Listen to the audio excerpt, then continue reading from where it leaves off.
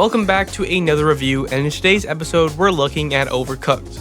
I've played Overcooked a few times throughout my life. The first time I played was with my friend back when I was like 13 or something. Now back then you would play games off the PS Plus function on PlayStation where you could play games together from like anywhere as long as you had a decent internet connection at the time, which I definitely did not.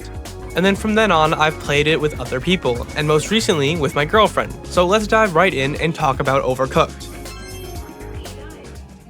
So let's cover the story quickly so that you won't be too spoiled by the end of it. Overcooked starts with this big monster that takes over the city, and it's our goal to become the best chefs we can be so we can eventually cook enough food to get rid of the monster. The story takes place through different levels, and about every 5 levels you get a piece of the story. Now being honest, the way that this game is told and the story itself isn't all that impressive. Sure, it serves the purpose of pushing the story forward, but it's kind of the bare minimum that the game needed. A giant enemy, you play the levels to reach him, and then you win.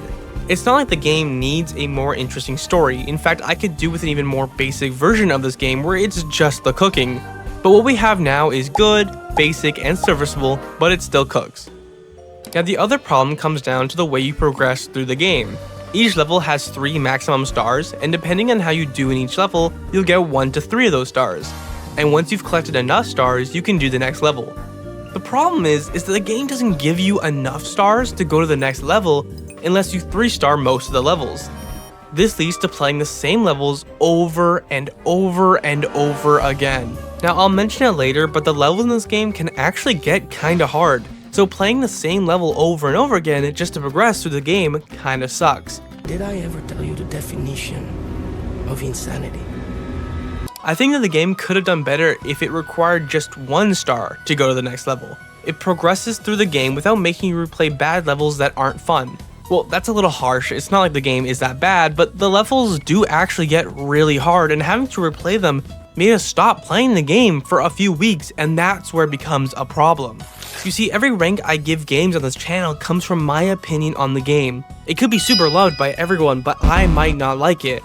And one of my major issues is if a game becomes so unfun to play and I just don't come back to it. A game can't be good if you don't want to keep playing. You wouldn't like a book or movie if halfway through you didn't want to continue it.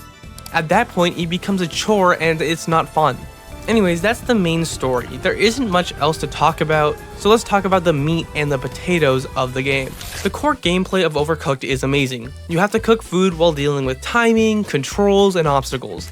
The idea is the tickets will come in and you have to find the right ingredients, chop them up, and then cook it and serve it on a plate.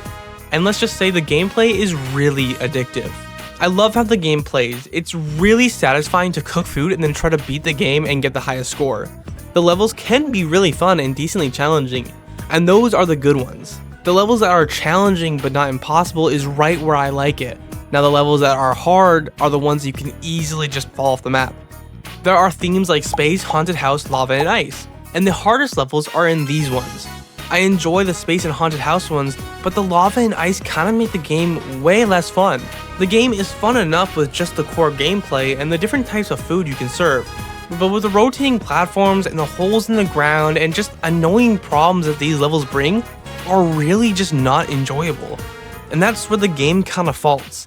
Like, if the levels are becoming less fun as you go on, then it's not good level design. It needs to be fun and addictive, not annoyingly too challenging.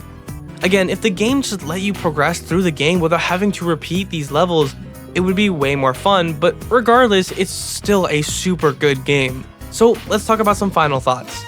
Overall, the game is super fun to play through and the gameplay is really addictive.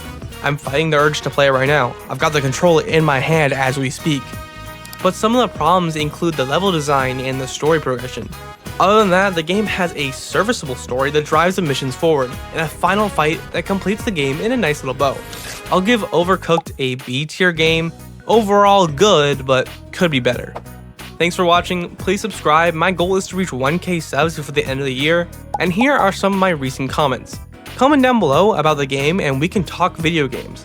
I'll see you guys in the next video this Wednesday. Peace.